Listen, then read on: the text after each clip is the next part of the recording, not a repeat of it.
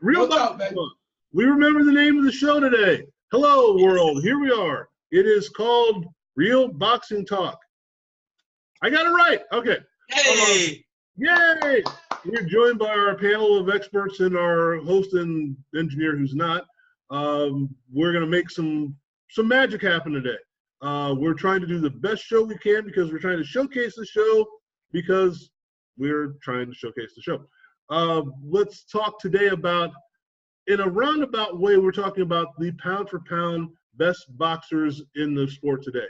Now, as we do things, we never do things the way everyone else does them. So we're going to kind of define what we think pound for pound means, what the best guy out there is.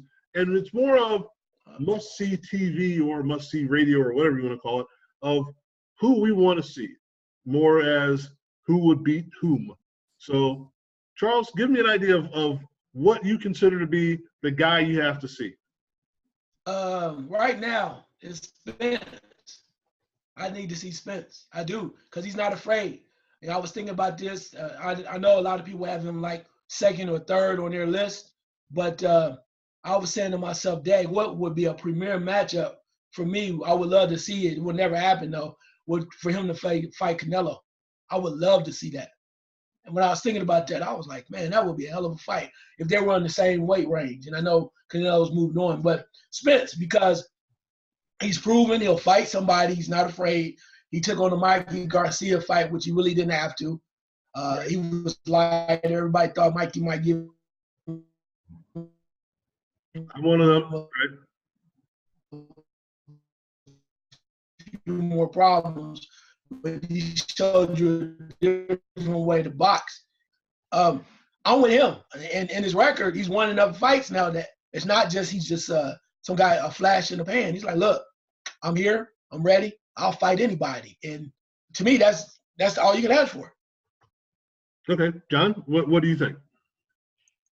Well, I was thinking about this when Charles was talking. I in a technical way, I never miss Lomachenko, but he's not the top guy that I don't miss. The guy that I won't miss is Terrence Crawford. I really like to watch that guy fight because not only is he talented, not only is he driven. I mean, they all are. They're very talented and driven, but he's got that mean side that I really like. You can almost see him put it into another gear and go, all right, I've had enough of you. I'm gonna step on it now. Like you're a bug. I mean, I like that. I do. I like it. I'm very competitive myself, and he's got the talent that he can actually execute what a lot of guys can't. You know, he say, "Oh,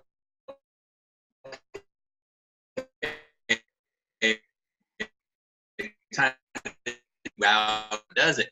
So for me, he can't. He's somebody that I want. Would be an incredible fight, just incredible. I agree. And kind of on that same vein, I've got an idea of something that I was thinking. Okay, if we were looking at historically the way we try to on occasion, we're looking at the name that always comes to mind is Sugar Ray Robinson, and then one that also pops up is Sugar Ray Leonard for some odd reason. So if your name is Ray, and you're not Ray Mercer, we have a chance to put you out there as one of the best that's ever been in the game. Now, they're usually in that weight range, in the welterweights and the middleweights. Why is it that when we look at the guys as the best, like a Floyd Mayweather or Julio Cesar Chavez, or looking at it that way, why is it that we always say it's the lower weight guys or the middleweight guys that we look at? It's rarely the flyweights or the heavyweights. John, what do you think about that?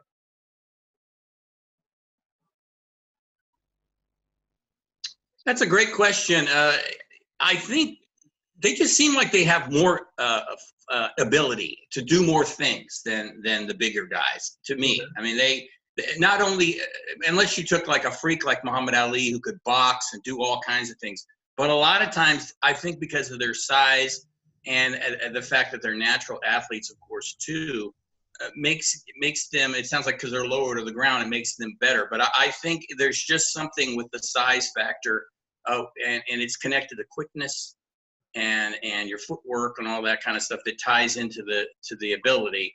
It's not always 100%. Like I said, you take a Muhammad Ali, you take some bigger guys, but a lot of the smaller guys can do more. Like back to Errol Spence, who came into the fight with Mikey Garcia. Maybe people were thinking he can't box very well, but then he showed he can box really well, really well. So harder for a heavyweight. That would be like, Wilder gets criticized all the time, but suddenly Wilder becomes a boxer in his next fight. We would be like, oh, I mean, it's possible, but it doesn't seem likely that Wilder is the bomb squad, and he likes the KO guys, and that's his mentality. He's a heavyweight. So that might be part of it too, Charles, is that you've got the smaller guys, maybe they're more focused on their technique, doing a little bit more, and the bigger guys fall in love with their power. But then you have some heavyweights that are technicians. I don't want to insult anybody here. So that's a great question. I just think there's a fluidness to the smaller. Carbajal was one, and then Chocolatito, before he was over the hill, he had a smooth quality like his idol, Aguayo, that was for a little tiny guy you put in your pocket, right?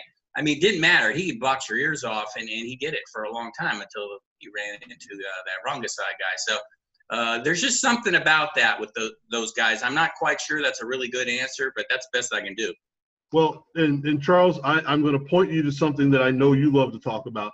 When we talk about the heavyweights that are more of a stylist and not a come at you kind of guy, and I'll point you towards your Lennox Lewis and your Klitschko love there. When they aren't just brawlers, we don't like that either. I wouldn't say that. I mean, I like a big guy that can box. I do. I mean, I like Klitschko. I don't think it's Klitschko's fault that he really didn't have a competition. I mean, that was my issue. It was kind of boring, to be honest with you. Lennox Lewis, though, I just think that they kind of played with him a while, and he's very talented. He was talented, but it's like he had no urgency to really fight the top guys when he was in his prime. And until Emmanuel Stewart really took over and kind of showed him that he could really fight with these guys to compete, then that's where I kind of lost the love for it. So overall, I think, too, you mentioned about why the big guys don't get the love. I think part of it, too, has to do with a lack of talent in the division. I really believe that. Because in the smaller divisions, you go from middleweight to lightweight to even welterweight and junior welterweight, there's always been some great talent. And we haven't had that super boxing talent in the heavyweight area for a while. And the issue, even lower, you mentioned about flyweights, and even with the lightweights, most people just don't know. Right. As you mentioned, Lexus Arguello, hell, Aaron Pryor. I mean, man, there was some dynamite folks there. And even when we went lower down, and I called you and told you, turn the TV on when right. Pacquiao first came out. Nobody know who the hell that was. Right. I was like, oh my goodness, this is boxing. So I think the hype machine, of course, with the media and TV, they go after the guys that they think are going to make money, and they're really flashy, and that's what it is. So with the heavyweight, when the talent is right, and I think it's coming back around at least to be halfway decent, then they get love. But when it's not there, and you got one guy dominating, a la Klitschko, we'll watch it, but you're not gonna go, oh my God, Klitschko is like the greatest thing since sliced bread. You go, but damn, when is he gonna fight somebody? Well, so I think it plays that way. Right. Oh, I remember back, I hate to say I remember back in the 70s, but I remember back in the 70s when we had that cachet of heavyweights, but it was always, but you have to see this Carlos Monzon guy. Who? The best fighter out there is Palomino. What? And then, okay, this Wilfredo Benitez, you got to watch. Who? But these are the guys we consider to be the great guys, or at least we were being told were the great guys, even though we weren't getting to see them. So to me, that's the question. And I don't know how to put this into a question, because I don't know if it isn't actually a question, but we're looking at, to me, historically, we give short shrift to the heavyweights as being the best fighters or the best boxer, whatever you want to call it. But that's why I want to kind of tailor this to more of what do we need to see? Who do we need to see fight? And you guys mentioned a couple guys. As we're looking at the replacements for Lomachenko, for example, is when we get to that, is it a great fight that we need to see him in, or do we just need to see him continue to dominate? John, what do you think about that? I'm looking at the idea of, does someone need to challenge him, or is he just that dominant?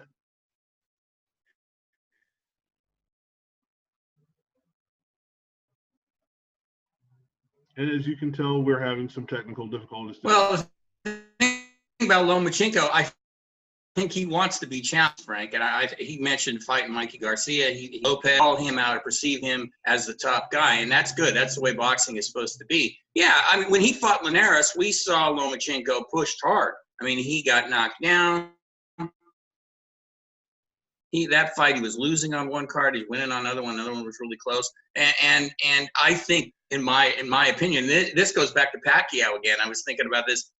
Lomachenko's a little guy too, you know, and he's stretching it, getting up to 135. I mean, I don't think 140 is really. I mean, he's going to probably try it, but he's getting to the point where he can't go up much higher because he's a little guy, like I said. But his talent is huge, so he's going to push it to find out. So if he fights Mikey, but can Mikey get down to 135? That's the question. But it might not happen because I kind of doubt it. I doubt Mikey can get that low without weakening himself. So, yeah, I think that's part of boxing, Frank. Last thing, we want to see the guys we perceive as the best fighters. We want to see them challenged a little bit. We want to see them in a fight, and that's what makes boxing so fascinating.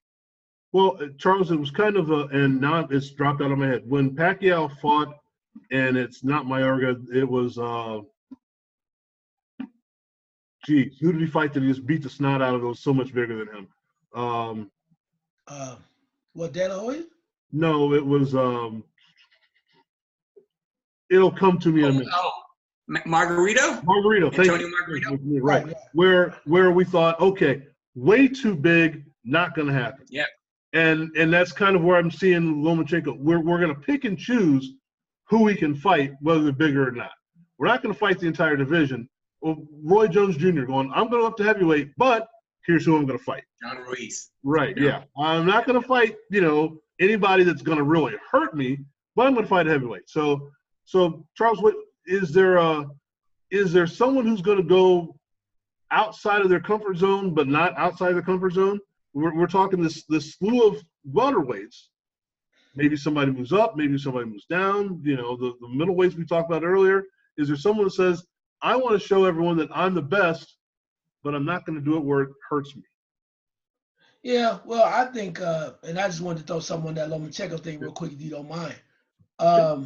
My only issue, I think Lomachenko is a very good fighter. He's a great fighter. My only issue is it's almost as if the boxing, the boxing experts threw him right at pound for pound. He's had 12 fights. Am I correct with that? Yeah. 12 fights. Right. And it's a little well. How the hell? We like him. He's very, very great. But 12 fights? It's almost like you're spitting in the face of the guy that is 24-0, the guy that's 32-1 or whatever like that. But that shows you how the media goes. All I want him to do is just earn the right to be pound for pound. Give me some more fights. And I think he's going to do that. And I'm excited about that. But in regards to answer your question, I think he's smart to why bite off more than you can chew.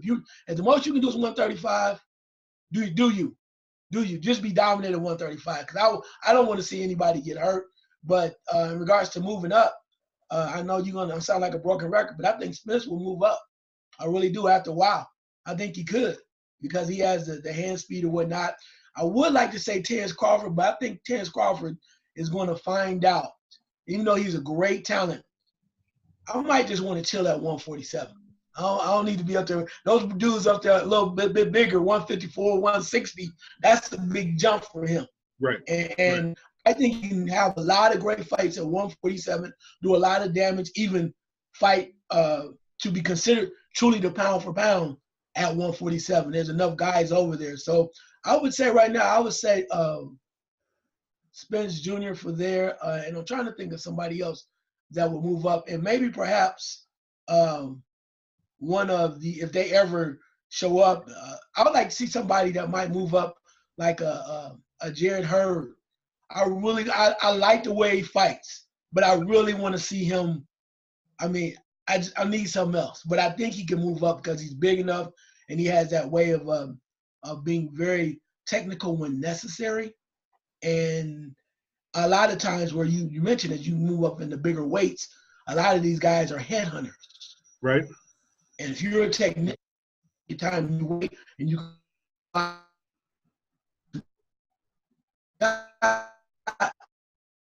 block the shot coming at you, then you can take the guy out. Just simply by technique.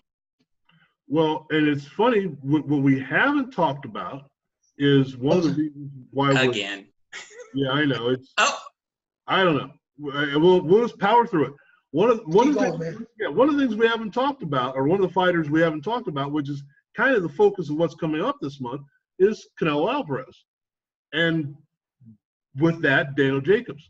And this is the must-see fight of the year, or at least of this season, but we haven't put them in that category of the guy that we have to have. Is it because we've been overexposed to Alvarez, or we just aren't sure that he's in that category? Charles, I know that you're going to be out here for that during that week. Is it something where we have to be a part of this show? We have to be part of this extravaganza. I'm not really sure if that's the case. And I think that you're really seeing the difference between Canelo Alvarez and like a Floyd Mayweather. So Floyd Mayweather never, even when it was a so-called bad choice of opponent, he didn't have to beg people to come. He didn't have to come out and do crazy stuff or do stunts to get people to come. Most people either want to see him lose and they pay for that or win. So he had that ongoing attraction. So Canelo's trying. He even has the date, where it's the date that everybody wants. And you get a guy like Daniel Jacobs, and most people are like, maybe, because we don't really know about Daniel Jacobs. We know he's a great fighter, great athlete, but he hasn't really risen to the occasion to get that big win here.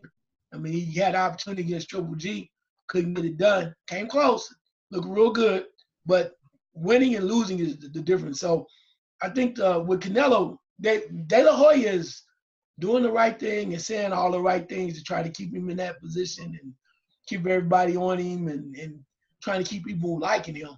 But I think what he's finding out is his star is not as shining as bright as most would like. And trying to put him up in that area is just not the same. And I say what you want to, but it's a reason why other guys are emulating what Floyd did, picking their opponents, doing their own promotions and stuff like that. Keith Thurman is a whole different man. I don't know who the hell he was when he first came out. He's a totally different man. But that's smart because that's what's working now. Right. Now, just to preface this, John, that we are submitting this video for our credentials to this fight, so we can kiss that goodbye. Okay, so. Wait a minute, hold up. Oh, really? What they got to do? I'm telling the truth. I didn't say it was horrible. Hell, I'm telling the truth. You want the truth. Look, you want the truth. So what we about to go, oh, well, okay. Hell nah. This is real, baby. We have a great credentials and accolades. That's how we roll them. We appreciate the opportunity to come in and talk real about boxing. Real boxing talk. Real boxing talk, Frank. Real boxing talk, broadcasting live from the outskirts of Las Vegas, Nevada during fight week. Okay. Jack in the Box, right? Yeah. Jack in the Box. Look. Is it too late for the deadline? Yeah. So the deadline's next week. That's why I wanted to get this one in. John, now but to kind of carry on to that, and we had this question before, or we talked about this before, where it was, where do you have the fight? And I think when you start seeing these guys fighting, and I think this kind of ties together with what we talked about a couple of shows ago, We're starting to see people fighting in Carson and Barclays Center and whatnot. You know, they're no longer what we had the geezers at Caesars the one time with I was it Michael Moore and George Foreman, whatever it was. When we start looking at these guys we're talking about now, is it now germane to the fact that since we have pay-per-view and a boxing channel pretty much set up for boxing, can we get these fights now wherever? Because it used to be we had, like we were talking, we had to save the date. We had to save the date in Vegas to be on. Now we can have these fights someplace else. So is that easier to put these great fights together now, or is it going to be a little bit more? I don't know. You know, I don't know. I think I always think about the boxing fan, and you want to make. You're talking about what Charles was talking about. The goal is obviously to try to get Canelo up to that point where people want to do, like we were saying, he's a can't miss guy, right? Part of the problem, I'm going to just jump to this for a second, Frank. I got the attention span of a squirrel too, as we were talking. Part of what I'm thinking here is that, see, Canelo doesn't have the background story too that captures people's imagination. Charles was right. Floyd kind of took a page from Muhammad Ali. He became so polarizing and so hated that people wanted to see him. A lot of people wanted to see him lose. Right. And then, he did not lose. And then there were other people that just appreciated his talent. See, so who does that sound like? It was Muhammad Ali. I mean, Right. It's basically the same story. Now, later on, Ali, as we know, became much loved. But in the 60s, he was about as polarizing as Jack Johnson, where everybody wanted to see him lose. There was no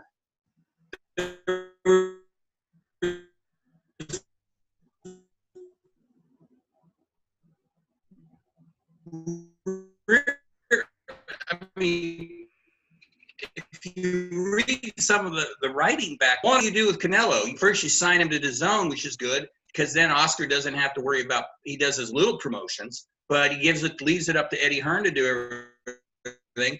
But I think Oscar De La Hoya, or maybe Eddie Hearn, not Oscar, I think Eddie Hearn knows that Canelo's appeal is going to be based on his fights. So this fight with Daniel Jacobs should be the most talked about fight, and you're not hearing a lot about it. But boxing has become almost like it's in a corner somewhere for the big fans, where if you've got the app for DAZN or whatever, if you've got ESPN Plus, you watch it, the pay-per-view and all that stuff's gone, which is good because you don't have to pay in $90 for which is something that could turn out to be crap. Right. But I don't think Canelo is ever going to hit that point.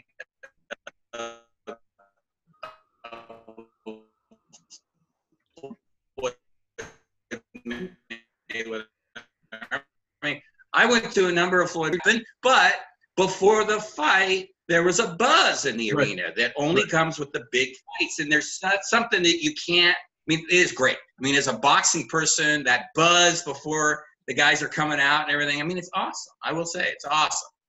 So we don't really have that right now, but and I don't think we really ever will with Canelo. Nothing against Canelo. He's doing his thing, and he's not a trash talker. He's got to be him. It's like one last thing. It's like Andre Ward.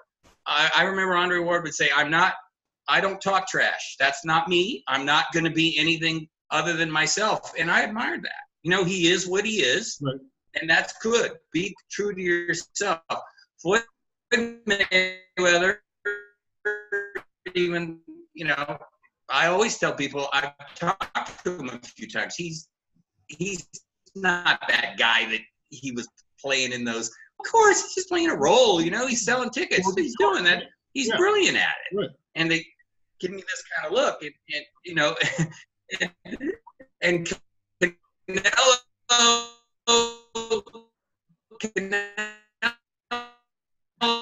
he won't do it. So in a way, you got to say, okay, that's Canelo.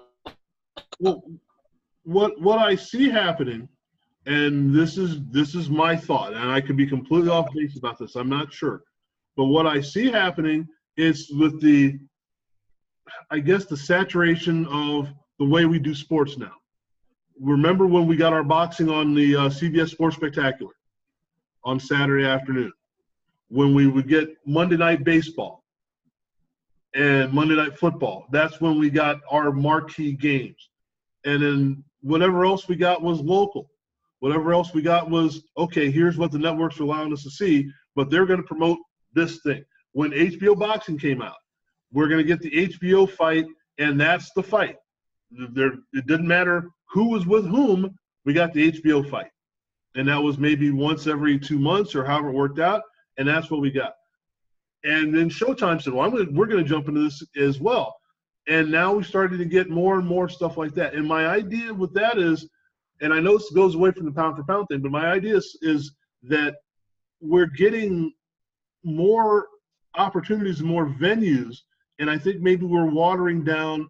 It's kind of the opposite of what we were talking about sometimes. We're watering down what we see, but we aren't getting the stuff we need to see, like the undercards and that Madison Square Garden fight of the week or whatever it was. We're not getting that on one end, but on the other end, we're getting, okay, this is like I was watching the weigh-in for Lomachenko this afternoon, and we got 17 different guys out there. We don't know who they are. It's not a bad thing, but you got guys parading around in their underwear. It looked like it was MTV Spring Break. I wasn't sure what I was watching there. Like, okay, what's happening here? You know, we got guys parading around in underwear, and it's like, and give us a backstory. We don't get a chance to follow the fighters, and then we get this fight on pay-per-view. So I'm not really sure where I'm going with that, but it doesn't seem like, as you said, where's the buzz for the fight? And you used to get a buzz for guys that didn't have a belt because it was, they're boxing, this is going to be pretty huge. Now we're getting just whatever we get. And that's the part that I don't like. And I don't know that it's the promoter's fault. I don't know that I'm not sure what the fix is, but it just doesn't seem like there's a fight on today. Let's go see it. This is something I have to have. It's almost as if it has to be Canelo. Oh, we have to build up Triple G. The fact that it's a good fight should be good enough, and I don't think we're getting that right now. So, Charles, you've seen enough of the weigh-ins and enough of the behind-the-scenes stuff. Has it changed in the last 15, 20 years that it's more about the commercial aspect of it as opposed to the fight? Yeah, I think so. And I think why I said that is because that's the reason why HBO got out the game. Simply because when things changed and Showtime started to had the connection that they did when Floyd was hot, and then also with Al Heyman and whatnot, there wasn't a lot there for HBO. They tried to act like there was, right, but there wasn't a lot of marquee names. So when they looked at how much this was costing to produce the shows and whatnot, and just having maybe one or two guys out there, I mean, even with ESPN, you can only have Terrence Crawford fight how many times? Unless right. You ever fight somebody real. Then you got the rest of the year. So I think that it definitely has changed. But to say just because we have more means that we're getting watered down fights is true to a point. But there's a lot of talent out there, particularly in the welterweight. We could do a round robin and have one of the best tournaments around and some of the best fights that you literally could do pay-per-view. People can get paid on. But the problem is, though, these egos between whoever, the promoters or whatever, they don't want to fight somebody and they want to wait forever. And they're pulling the Floyd Mayweather. I love Thurman. I'm not mad at Keith Thurman, but damn, Keith, how long we got to wait, bro? I know you got a tune-up in, but now it's time to fight. So that means fighting Porter again. I'll take that. Just give me something. Right. but as a champion, but as a champion, I'm not mad at him, but they're taking a long time. All I'm saying is, if they want the money, they want the prestige, they want the glamour, it's time to get into the ring and start fighting guys, because the way you're turning around and looking at it now, guys are getting older. They're getting older. And that's why my issue when you talk about pound for pound, where nobody I've seen had put Deontay Wilder in the top 5. Right. You see him 8 below. I'm like, that's crazy. It's fighting whoever. Ortiz, all these others, he's fighting them. But nobody's giving him love. But they'll give Lomachenko 13 fights in like he's the greatest thing since sliced bread. I was like, damn. I mean, I'm just saying. I mean, it's just kind of hard for me to just give him all the cash when I need a little bit more return on my money. So, but that shows you how the media and the boxing media thinks. The majority of them they fall in love with these guys. And as I get out to this very quickly, now what the hell you gonna do with Triple G? You can't put him up there no more. Right. We need a fight, right? Right. You cannot keep making excuses. Cheated, lost, whatever they had, or I already lost. You can no longer legitimately, in my mind, put him up there to say, oh yeah, he's top 5. No, I don't see that. He's getting older. He's turning into Martinez. Yeah, good point. Good point. Yeah, Martinez is one that was ran out of time. Well, okay. Well, John, here's the thread here. I think, and I could be wrong about this, is that we have gotten to the point where every fight that we have to show has to be a main event, a huge event, because it's got to be on pay-per-view, it's got to be on PBC, it's got to be on this. Can't we just have fights? We've gotten to the point where, you know, we can have the Angels playing the A's on a Tuesday afternoon and broadcast that. Is that okay? That's okay for us to watch. We've made it to the point where everything has to be an event, and it's overdone. So now it's got to have great pay-per-view numbers. It's got to be in a great arena. It's got to be this. It's got to be that. And it seems like we're missing out on, as Charles said, let's just have that guy fight that guy. You see where I'm going with that? Yeah, it's been like that for a while, you know, where it's I tend to blame the promoters more because it's greed. You know, they want to milk it as much as they can. I'll say this about Lomachenko. I think, remember Davey Moore had like 9 fights or something years ago, and yeah, and that's what I think. But see, Lomachenko had 400 amateur fights, won 399 of them, and then he went for a title in his second fight. I think what goes on with him, in my opinion, is he's fought. His competition has been pretty damn good if you think about it. I mean, Nicholas Walters was destroying everybody, right, and he was making guys quit. You don't see that, you know. You don't see that, and I think that's because he was just dominating guys, and Wilder doesn't get the love because he should have got the love after Ortiz. See, that's the thing about Wilder. That one is really disappointing to me because, okay, he fought a bunch of guys that weren't very good, and he knocked them all out, which is good. But he stepped up and fought Ortiz, and that was a great heavyweight fight. It was, and he was in trouble, and he came back and knocked him out. Nobody knocked out Ortiz before. Ortiz was undefeated. Right. He should have got the love. He didn't. And I think that goes back to something else. But I do think you're on to something about this saturation thing, Frank. I think there's too much of it in a way because you're talking about when we were younger, or when I'm older than you guys, but boxing, Wide World Sports is where I watched Carlos Monzon, right? Mm-hmm. That was all we had. That was it. See, now if you don't have the apps, ESPN or DAZN, you miss out on a lot of stuff. So people are like, and a lot of people only hear about it when it's the big fights. Circling back to Canelo and Danny Jacobs. This is a huge fight. And I tend to blame the promoters and the media, not so much the media, the promoters, because where is the promotion other than a press conference here and stuff? Remember they used to do radio commercials? They used to do that stuff. There's nothing. Does that mean that that's just the way it is now, where they're just accepting that whoever has the zone, they're trying to sell the zone to try to get you to sign up to the zone to watch the fight? Fine, but I haven't seen anything. Where is it? You know, today is the 11th of April. The fight is the 4th. Well, you know, let's get going here. I don't get it. I'm a block and a half away from where the fight is going to be held. I haven't seen a flyer. I haven't seen a marquee. I see the marquee for guys appearing in a comedy club that, you know, were on TV shows in the 70s. You know, that's the marquee that's out here. I don't see a marquee for this fight. I don't see where there's any buildup whatsoever. I don't hear any buzz.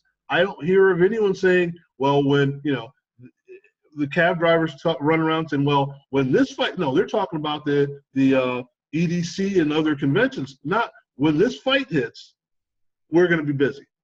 It's not, I don't hear that buzz at all. It's like, well, okay, there'll be another fight. I don't understand. Again, I'm not blaming this particular fight that we're trying to get credentials to, by the way. I'm not blaming that. What I'm saying is I believe we have shameless plug. But what I believe that we have going on is that we don't, yeah, I know I'm ridiculous. We don't see what needs to be seen just as we go along. So, like I said, Wild World of Sports, we have too many big events and not too many just events. And I don't know how we changed that. I don't know how we fixed that. But as you said with Charles with Lomachenko, we didn't get a build up to him being 15-0, 18-0, whatever. We had to put him on. Now he might be a special case, but we had to put him on pay-per-view after fight number 3, because, well, he's going to be the next big thing. Get him out there. You know, remember, and this may be dating all of us, but the Mike Tyson run up, fighting the Jesse Fergusons of the world and those people. Of course. And granted, he was destroying people, and it was must-see TV, but it wasn't an event. It was for us, because, like, you got to see this Tyson guy. He's going to whip the crap out of this guy. But it wasn't like they were promoting it as if he's already the champion. It's like, here's the next guy coming up. We're going to put it on HBO, or we're going to put it on ESPN. You might want to take a look at this. But by the way, we've got the World's Strongest Man coming on before this, and we've got curling coming on after that. It was part of their normal programming that we're going to have this going on. Well, now it's an event for everybody.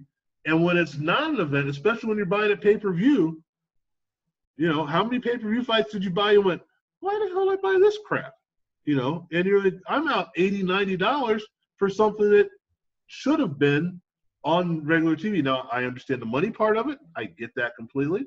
But, Charles, when we start looking at, I don't want to talk about reform, but how do we get these guys, everybody together? Let's lay out the blueprint for the people that aren't listening to us anyway. How do we get it to the point where this is something that the average fan can deal with? Because we've talked about before, is boxing dying? And we've come to the conclusion that it's not, but it needs resuscitated in a different way, I guess. Or resuscitated, I guess is the word I'm looking for. Mm-hmm.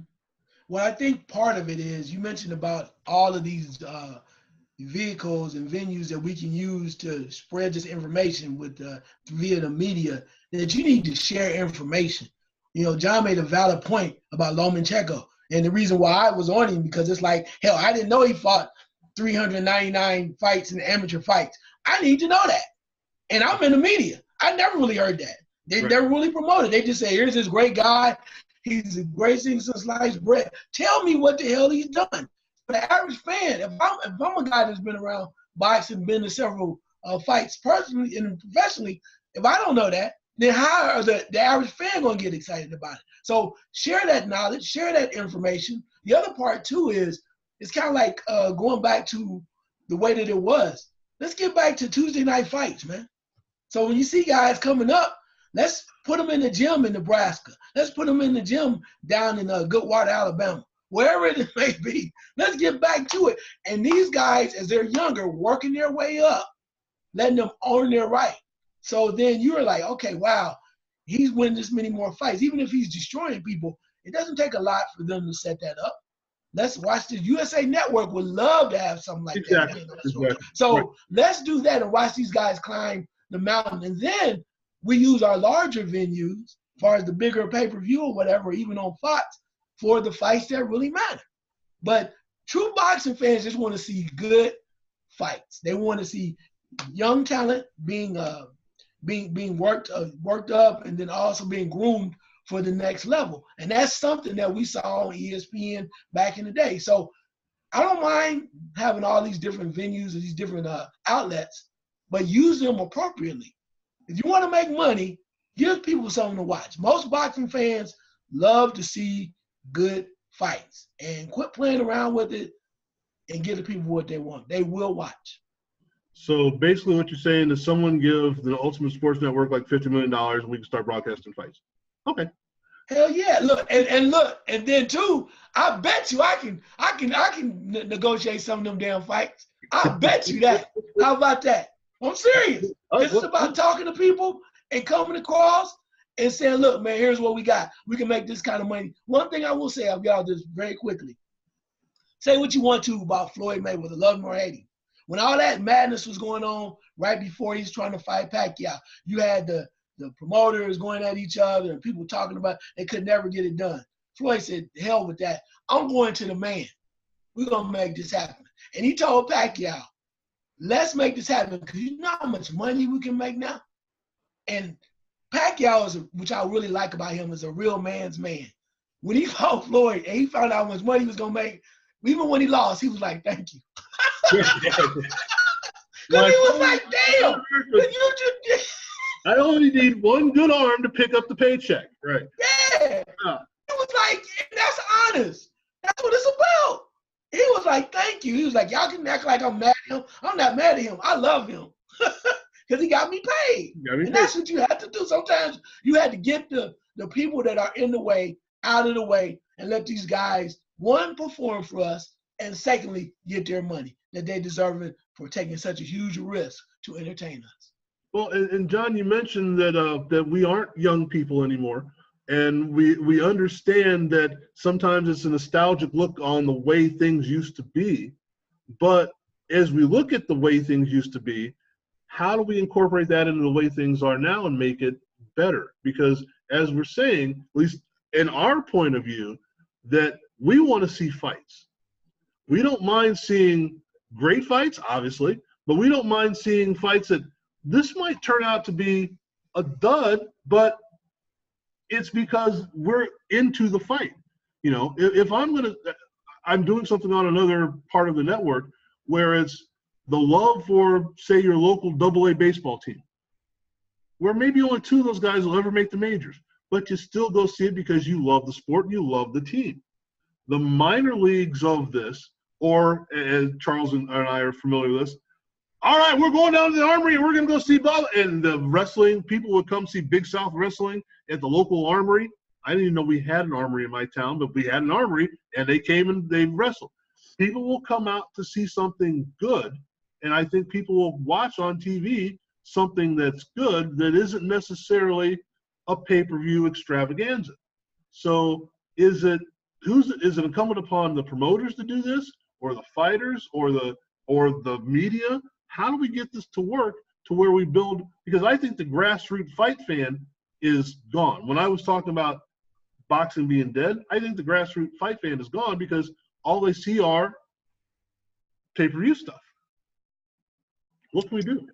Well, the USA Network idea is a great one. We got the team right here. The 3 of us will announce the fights, right? So there you go. Boom. Bingo. No, well, seriously though. It'll need a better engineer, but other than that, yeah, we're okay. Yeah, well, we know that already, right, Charles? I mean, he's got to go, right? I mean, he's just. We have the talent, baby. We good. Let's roll. Yeah, that's right. We got the talent. But you know what? I blame the promoters in this way, Frank. I'll tell you really fast. Is I hate when Bob Arum says things like, the undercard doesn't matter because people only care about the main fight. It's like, what the? Come on, man. That is such an arrogant comment. Where did the main fighter come from? Right. Yeah, that's not how you build a sport, because you build a sport by, one, having a story that somebody who is like this about boxing goes, oh, like you were talking about your minor league baseball team. You got 2 guys who are going to make it to the majors maybe. That's a background story. You're following them. You're excited. They're going to make it to the majors. So you get these fighters where they're working their way up, and you match them correctly where they're not in 1-round knockout fights. They're in good competitive fights. They build their names. Then you put them on the undercard with the big names, and they get associated with that. You don't put a big fight like Canelo and Jacobs and then have 4 duds before it. You know, you know. I mean, you got to think. You got to think levels. You know, and if one of the fights steals from the main fight, who cares? Because in the long run, it only helps boxing, and you might get more fans who will go, wow, who is this guy? 21-0 with 20 knockouts. He fought a guy. They do, see, the way they do it in England is much better. I watch a lot of the fights in England, and they have some good matchups. They had one a couple of weeks ago, a grudge match between a guy who was 14-0 against a guy who was 13-0.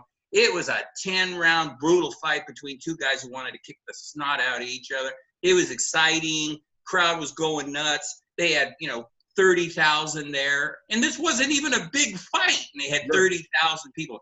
they know how that's Eddie Hearn again. Right. I don't know. I think it doesn't seem like he's using his matchmaking ability with some of these fights, but maybe his hands are tied. I don't know. But I think that's how you build it, because then it's always word of mouth. Then somebody like Tyson. How did we hear about Tyson? Sure, we saw him on TV, but I heard about it from another friend who said, "Hey, right. You got to see this guy Tyson." Yeah. So then I told somebody, "Hey, you got to see this guy Tyson." And then they also had boxing on for other people to watch. See, that's where I got into an argument with people about Premier Boxing, because I thought it was great that they were showing it on regular television. Their friends of mine thought that was Al Heyman, blah, blah, blah. And I'm like, what's the problem here? Right. He's given the boxing fans what they used to give us when we were younger. Right. Why is that a problem? Now, some of the matchups were a problem, granted. Right. But the idea behind it was a good idea, and it still is. And I'm afraid that it seems to be dying because but the ratings, if you remember, the first three events were good, really good. So that showed you there's an audience. But then people complaining, and part of it, I think, is social media. And I think the promoters think that social media will help them, but a lot of times it hurts them. I think so. Because so many people are so negative and toxic out there that it just makes you sick to even read some of it. So I think that's why it's so hard, Frank, real fast. It's very complicated. And it needs a super brain like you to figure this out, to get us on USA Network, where we could just do the fights and knock the crud out of them. Go, man, these three guys, they are good. The engineer, those three guys. Not so much. Yeah, three guys, man, they're good. They tell it like it is, baby. Well, as I was redoing the rankings that are on the website, or copying the rankings, or however you want to look at it, and you look at somebody like a Nonito Donaire, who was still a champion. Have you ever seen him fight? I mean, it's that there's an undercard right there. There's a guy who's been a champ for what, at least a dozen years? Right. Or a Chris John, or okay, and maybe they don't come to the States every fight, but bring them here and put them on the undercard of one of these fights. That's an undercard I want to watch. If you tell me that let's just say Chris John is going to be on the undercard of a Canelo fight, and you're not going to show it, I'm going to lose my mind. Like, you've got a guy that's been a champion for, and I know that it's the straw weights or the flyweights or the minimum weights or whatever, but this is a name that a boxing fan, a boxing aficionado will know. There's part of your undercard. Then you get these guys that are, Gold Gloves champion from, Pigs Knuckle, Arkansas. Okay, he's got a shot. Let's give it, like Charles said, we've got a backstory now. We can sell the entire card. We can sell the entire card by just letting people know what's out there. But, but like you said, the undercard, who's the undercard? Like I said, they were showing the undercard in the Lomachenko fight. There were people that was, okay, we got a guy in his underwear walking around next to the ring card girl, and he's in shape, and now next, who, what, where? And you could Google it or ask Siri, I guess, but what is it you want us to do with this fight? Is there a tie-in? As it used to be, you would have the WBC fight as the title fight, as the main event, and maybe the WA fight was the undercard. Or somebody's, Bobby Pacquiao was fighting on the Manny Pacquiao card, or whatever it was. You had some tie-in of what was going on, so you wanted to watch the next fight or the previous fight. I don't see that there's that continuation. And then on the other side of that, like we were talking about, if I'd seen them fight on USA Network or whatever previously, I'm more apt to go watch that fight because, we're on the undercard. So they're not giving us any lead in. And maybe we're supposed to go watch a fight in Boston because they're fighting in Boston. Well, I'm not in Boston. He fought so-and-so and such and such in Lancashire. Well, I'm not in England. I didn't get that fight. Sorry, Eddie Hearn, you didn't invite me. Okay. And maybe it's a great fight that I missed. Okay. But we shouldn't miss great fights just because and going back to your book, the Gotti Ward, or those fights were, wait a second, those weren't for titles. Nope. Those weren't for mass consumption. yet we saw them, and we enjoyed them. You know, Charles, we've talked about some of the fights that we've, you know, going back to, I remember Hagler and Afirmo on Wide World of Sports or CBS Sports Spectacular, whatever it was. Wow, who's this Marvin Hagler guy? Where did he come from? Well, he's been on this channel for the last, you know, year and a half, fought 4 or 5 times. Okay, so that's how we got to Hagler Leonard, because we saw him coming up. You know, what do we do, and how do we get that to go back? And Charles is frozen again. Well, Charles is here. Okay, you can hear, you just can't see. You're frozen. That's right. You look much better that way. Keep moving. Well, keep going. Well, I think where we're trying to do. Yeah, I know. This is the bad one to submit for the credentials, obviously. Yeah, right. Anyway, but go ahead. Yeah. Right, but you know what? Fire that engineer, Frank. Yeah, but that engineer's gotta right. go. But like you said, though, part of it, when you look at some of the old fights that were not really the biggest pay-per-view fights, it made a lot of sense. Like Alexis Arguello versus Aaron Pryor was amazing. That was amazing. You look back to Alexis Arguello versus Mancini. Great fights, man. Great fight. So these are things you lighter weights, and now you're watching back. People like, man, I missed that fight, and then you go back watching it, and that's why I think that. And I know it's about the money, and certain people want to go to fight for someone, but I know guys like, what is it, Lubin? Lubin needs to get some love, get some good publicity. Danny Garcia, even though he acts like he's on top, he needs some good publicity. He needs a good, solid fight. These are guys that along with the Charlos, that could fight on undercards of major boxing attractions. Thank you. And we know from back in the day, the more stacked of a fight card that you have, the more people will watch, the more they will pay attention. Right. It's been proven. We've seen guys come up. No one really knew who the hell Thomas Hearns was early on, did they? Right. But then when he walked his way up and finally got to the Sugar Ray Leonards of the world, before that, versus Pino Cuevas on CBS. I mean, these are things I saw. I literally went to Detroit to watch Thomas Hearns and Donnie Lalonde. I mean, sitting up way in the rafters just to be there. So these are things that can be done. It's just whether or not these daggone promoters will quit, order fighters, quit feeling themselves, getting in their feelings and the emotion. And if you really want to make true money, give the people what they want. I would hope that somebody like Schaefer would come along and put something together, because he knows what he's doing. Somebody like Schaefer connects with some guys, even if he can't take it over, he starts advising some of these people with the money and the purse strings and the people that are running boxing the right way to go about this, to really bring in the fans, bring them back, and also bring in some new fans. Okay, now this isn't where this was going. I understand that completely. It was kind of taking on a life of its own, which is good. I'm just thinking off the top of my head here, but it is about money. And let's not fool ourselves, it's about money. That's what all professional sports are about, and someone's got to make a profit. I get that. I don't have a problem with that. I'm involved in that, so that's okay. But as we're looking at this is how I think, as you're talking about the hamster in the wheels there. But okay, the promoter has to make money, right? Or there's no point in putting the fight on. The venue has to make money. The fighter has to make money. And all the people involved in that have to make money. So here's what I'm looking at. Maybe we don't have to have every fight at the Staples Center. Maybe we can use some of these facilities that are not necessarily booked 24/7. That maybe it's during an off season. Maybe we go to a smaller venue or to a different venue where the venue's like, hey, as long as you can come in and bring in enough money and we can get concessions and we can make an $8 profit, we're good.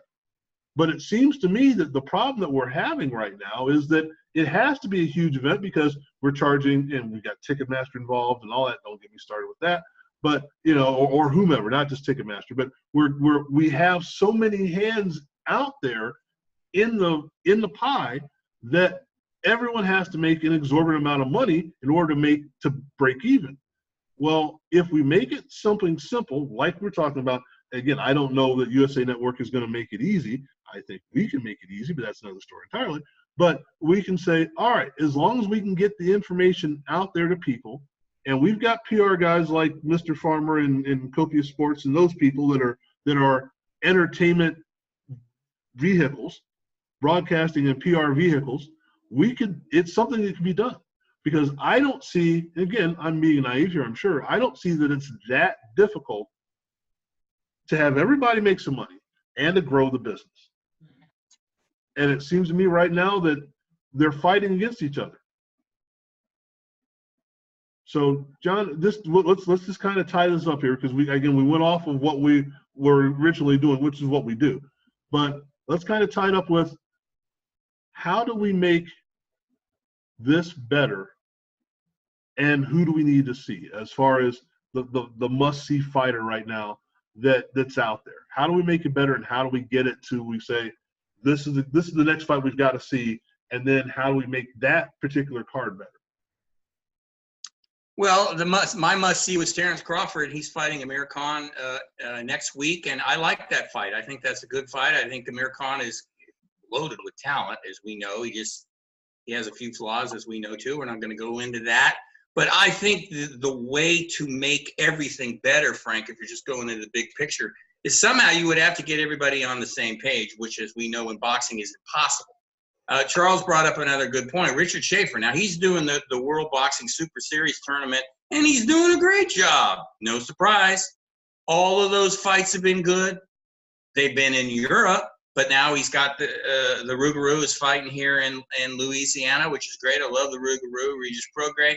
He's got the mind that he can see beyond, like this. You know, he's able to see, okay, I got this in Lafayette, I got this in Germany, I got this in Russia. I mean, he can see beyond his nose, unlike a lot of these guys. Getting them, and they're all like individual companies, you know, where I'm doing it my way, I'm going to do it my way. How you would get them to say, you know, okay, guys, look, for the betterment of the sport, we need to get on the same page. We need to have good undercards. Let's invest in the young guys. Let's do what Charles said. Let's have them fight in Mississippi. Let's have them fight, because that's where in the old days, here we go again. Back in the old days, they would do that. They'd fight in Mississippi. They'd fight in Indiana. They'd fight in Oklahoma. They'd fight and they'd start building their name that way. How you get all these guys nowadays to agree to do something like that, the only thing I would try to talk to them about is the cards. I would say, look, you gotta, whoever your matchmaker is, you're the promoter, say Bob Arum, forget this arrogance. And I mean, he's not going to change at 88 years old or whatever, but it's like, Bob, you know, this is a sport that has made you $1 trillion, Bob. Why don't you give back a little bit? Why don't you try to build your cards a little bit? Why don't you build from the bottom up, in other words? Even the first fight is a good fight. The first fight is a guy 5-0 versus a guy 0-8. You know, I mean, it's a little competitive so that it starts things where people are like, wow, this is kind of cool. That's what I would try to start small and then try to tweak it. But again, getting Eddie Hearn, Bob Arum, Oscar De La Hoya, the big promoters, really Eddie Hearn and Bob Arum are the big guys, getting them to agree with those egos, getting them in the same room would be difficult. With it, you know, getting their head through the doorway would be. And it's like, you know, I like to say, like baseball owners, I like, you know, I get it, guys, but people aren't paying to see you. They're paying to see the players. They're paying to see the fighters. They're not paying to see Eddie Hearn. I mean, even in England, when he gets in the ring, the crowd boos him. I mean, that's got to tell him something, right? I mean, it's not about you, Eddie. It's about the fighters. So I would try to, I don't know how you do this, but you'd have to make them the focus. And I don't think Eddie Hearn is a bad guy. I don't mean to be picking on him. I actually think he's a good promoter. He's done some things that I don't particularly like, but he's doing things with Joshua. But I think his eye is on the prize and everything. But to make the sport better, he'd almost have to bring the thinking that he has in England to the United States. Right. And then you got Bob Arum and everything, and you got guys going, get out of my face. Right. So it's an uphill battle. But real quick, start slow and build up. You know, like the fights. Have fights all over the country like we used to have. See what happens at least. Try it for 6 months. Have a fight every month in a different state. See what happens. Load it up with some young guys, you know? Well, it's kind of, and I'll use my Cowboys reference here for Charles. It's like, are we going to see the Dallas Cowboys or are we going to see Jerry Jones? And I don't know that if Jerry Jones knows we're going to see the Cowboys or we're going to see Jerry Jones. That's the thing. So his family isn't even going to see him, Frank. I mean, come on. Right. Yeah. So they're going to see the football game, right? So Charles, right. is we're tying a bow to this. How do we get to the point where, okay, say we have regional fighting. Do we need a regional fight network? Do we need how? I mean, there's again, we're not going to bring back the CBS Sports Spectacular. We're not going to bring back Wide World of Sports. We know that. How do we make it work? Or how do we build the framework of it? What can we just give me an idea of what the little bitty pieces of it would be?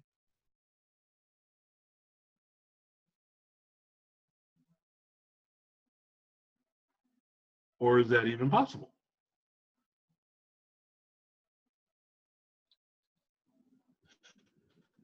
Well, part of it is there are so many networks, as you mentioned, and different vehicles out there. Yeah, yeah, but there are so many networks and so many to their station or their network of stations. And the NCAA basketball, you'll find it. Now you can watch anytime, anywhere if you have the capabilities. They're streaming the heck out of it and you can watch it. So my point is, if it's a sci-fi channel, whoever it is, Tuesday, Wednesday night fights, whatever, let's get that going. There's some sponsors that would definitely back that because they want to have people turning on the sets instead of watching McLeod marathons. Anyway, that's the old school reference, y'all. Y'all know about this. Or Beretta marathon. So, Starsky and Hutch, that type of thing. So, but my point is, though, live, live younger people that are watching fights and just building, because everybody loves that great American story of the great American came up out of nowhere, that backstory John talks about all the time, or some dude that just came over here and he's fighting, and if he doesn't win, he's going to lose his visa.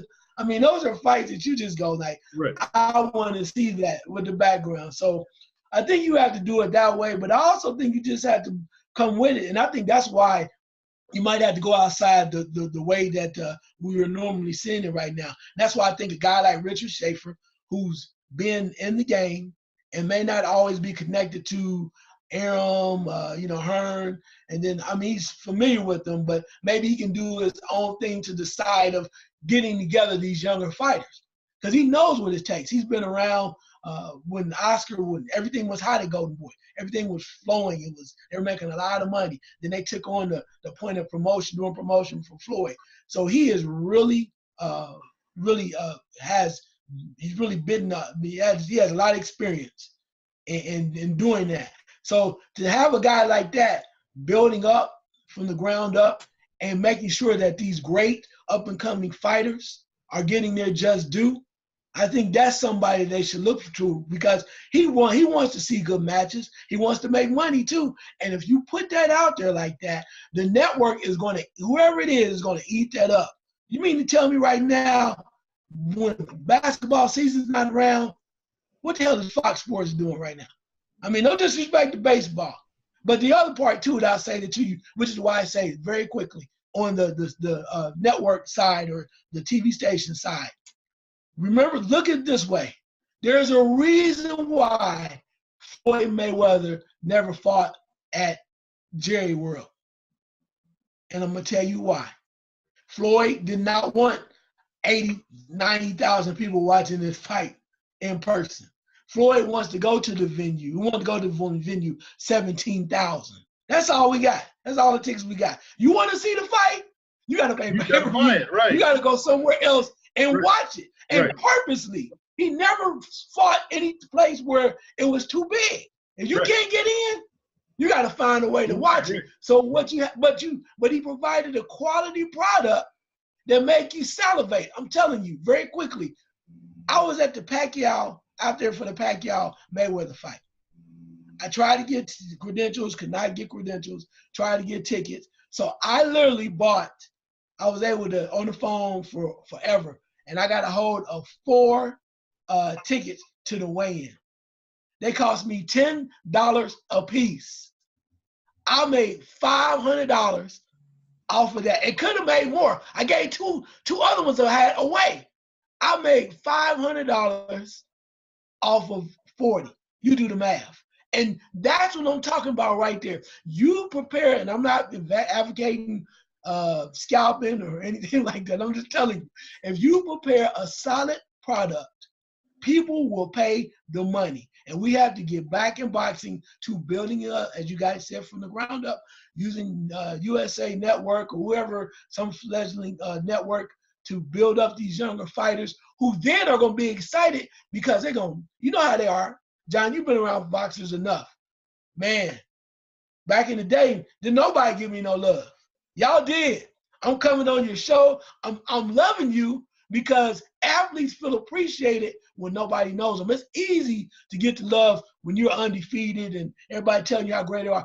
I guarantee you, if you go back to Terrence Crawford and you talk to him about what it was like when he was first coming up before he got truly discovered, there's somebody back there that he had the love for. Right. And that's where you have to start it, because athletes want attention, they want the love, they want money, but they never forget the people that supported them back in the day.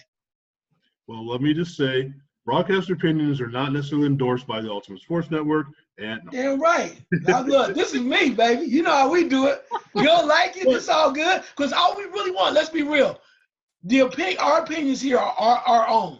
Right. But we do on this show, really, you don't have to agree with what we say, okay? But we want people to think. That's what we're providing information. I want you to use your brain. John, same way, along with Frank. Use your brain. Don't always take in what people are giving you and just accept it to be the truth. We're providing information. Use your brain. You make your own decisions. That's how I'm saying it. You don't agree with what I say? You think I'm crazy as hell? I'm good with that. At least you're thinking, though. And that's the key. Well, there's a saying that I've used any number of times. Confusion is least proof that you're making an effort. You know, if you're confused about something, at least you've thought about it. So that's fine. Now, for some reason, I'm just thinking of the Saturday night movie mystery with McLeod and Columbo and McMillan and wife. I can get the Sunday night mystery. McMillan and wife. Right, McMillan and wife. Yeah, Sounds good. McMillan and wife. Oh, she was hot. But anyway, but St. James. But the idea of, again, this is why this is my brother who's older than me. He's like, well, I didn't get to see that. Well, it was on ESPN. I don't have ESPN. I know that, but most everyone else does. You know, well, but I didn't get to see it on network. They showed the whole basketball tournament, and I only got to see 3 games. Well, it was on True TV. What the hell's True TV? Well, they're trying to build their brand, and well, I want to see the game, and that okay. The world isn't built for him anymore. I get it. Yeah, it is, Frank. Yes, it is. Look, for Christmas, you buy him a damn Fire Stick. His whole world will change. Can we be real? He doesn't have internet. He won't use it. But that's the point. My point is, and as I try and tell him, you are 1.5% of the population. You don't have a smartphone. You don't have internet. You don't have cable TV or satellite. You're 1.5% of the population. If it gets out there, because most everyone else has these capabilities, it's there. Now, having said that, there's still things that we aren't showing. Because we have 347 channels on our cable system, one of those channels should be able to have boxing after dark, that kind of thing. Let's promote this. And I know enough people, and you guys know enough people out there that are covering the sport locally, nationally, that know that those fights exist. But there's no one that's piecing it together. You know, there's a fight in Boston this weekend, I'm sure, that we aren't covering. That is maybe covered by local radio or something like that. And it may be someone who's got a chance. Maybe they don't. Who knows? I know there are journalists out there covering these things. You know, we're talking about, you know, when we talk about local high school scholastic sports, there are people covering this stuff, but there's no one out there tying it together because it's the grassroots thing that we have that we aren't promoting. And that's kind of, again, this is completely off the rails of what we began this segment about. But it's the idea of this is our passion. And there are other people, we're not the only 3 people in the country that have this kind of passion. And we're not the only 3 people that have enough intellect to be able to put it together. But unfortunately, we seem to be the only 3 people that are trying to right now. I don't know. But it's something that we can do. And it's something we have to put in front of other people. Maybe if we have credentials, we can get to media day and talk to some people. But it's the idea of this is something that I think needs to be done because obviously we love the sport. And we love what's going on out there, and we're not alone. So as we build our discussions and more people start viewing these podcasts and more things like that, I think we put ourselves out there a little bit more and say, what can we do? Again, anyone has $50 million to put to it, just give me a call. I'll make sure I answer. As long as you're not the guy calling about my car insurance that I don't have, that kind of thing. But it's something that I think we need to. I know they're calling here. That was the call that was just 30 seconds ago from what I blocked. But it's something we can do. So I think it's something we have to do. So, again, guys, thank you once again. I'm going to add a couple of things in here. This wasn't the show we were supposed to do, but I think it was a better show than what we were planning on doing. So we should go tell them we can broadcast live from Radio Row. That's right. Again, if we get a decent engineer, we can do a lot of stuff. Well, look, we bring 3 laptops in there with showing you where we are right now from the same location. We still can get it done, baby. Come on now. And again, and Charles, and you and I talked about this when we initially started this concept. We were going to try and record phone calls and couldn't figure out how to do it because we didn't have the technology. Then we went to, hey, we can use Skype, and we did that, and it worked. And we were able to Skype in somebody else, and it worked. Now we're able to do our 3 fat heads on the screen, and as long as the internet's working or whatever I've got screwed up, we can add more people. We can get more people involved. We can do an entire broadcast just like this. We don't need a truck, a camera system. We can do this. We're good. So it's something that can be done, and the overhead is virtually non-existent other than paying us, which we're not going to do it for free. But other than paying us to do it, it's something that can be done. So, it isn't just us that we're talking about. This is why we look at as we talked about the greed factor. And I hate to keep rambling here, but we talked about the greed factor. Who's making the money? Are you giving it to the fighters? If you sell out Jerry World, for example, are the fighters making that money? No. So let's share the wealth. So on that rant, let's get out of here. Thank you for watching the Ultimate Sports Network, US Unboxing. And gentlemen, tell them where they can find you. Plug the book, John, please. Yeah, okay. I'm the big cheese on maxboxing.com, so please go there as we've got some cool writers and I'm writing there myself. I'm not that big that I don't write there anymore, Frank. So I try to write one a week, but we're having a lot of fun with it. The views are picking up and I'm thrilled. Intimate Warfare by Dennis Taylor and myself. It's been hanging around and near the bit, kind of on a sports bestseller list for a couple of years now. Obviously, we're thrilled. I should promote it more, but I don't really like that part of the whole thing, but it's gotten almost 5-star rating and a lot of response from people that are even not my friend, Frank and Charles. They even come on and say, hey, I got your book and it was really good. And it's like, oh, good, I'm glad you did that. Because we really wrote it for the boxing fans. And the fact that we felt that these 2 guys needed this, considering what they left in the ring in those 3 fights. They deserved it. So yeah, Intimate Warfare. It was an idea from the heart, and then went to the fingers, and we wrote it, and thank God it came out pretty good. So yeah, you can find it on Amazon.com. Intimate Warfare by Dennis Taylor and John J. Raspani here. Thanks, Mr. Farmer. Yes, check me out on therealityofsports.com. I have a website there with a lot of historic photos and stories like that. And also we have a Facebook page, which you try to keep moving forward with a lot of good articles to kind of get you thinking. Again, that's what it's all about, really about thinking. And then also I'm connected with a few other folks when we have what's called the Goon Squad Sports Radio Show. We do that on Thursdays. In fact, when I finish here, guess what I'm going to be doing? So yeah, it's really good. It's kind of wide open. It's a little different because there's a lot of humor involved. We tell you like it is. We tell you like it is, and we tell you things that we want you to know that you may not be receiving anywhere else. But again, if you don't like it or you don't think that we're on point, form your own opinion. That's what it's all about. I would rather listen to somebody that has a strong opinion, and I can say that son of a gun is crazy as a loon. He doesn't know anything, at least form my own opinion, instead of just saying, well, you know, they say so they must be right. No, come on, man. Come on. Is that what you spend your time having somebody else telling you what to do? So that's where we're at. Again, that's the Goon Squad Sports Radio Show, and then also the realitysports.com. Don't be a parrot, exactly. Now, you can find me on the Ultimate Sports Network and all our various different things. And apparently, you're also going to be able to find me at Radio Shack getting some education. So we'll go from there. I need to learn some more about how the engineer. You need an intern, bro. You need an intern over there in Vegas. I know. I need, like I said, someone will invest $50 million in us, and I'll give an intern. No, none of it. So. All right, engineer, Frank. Engineer, okay. All right.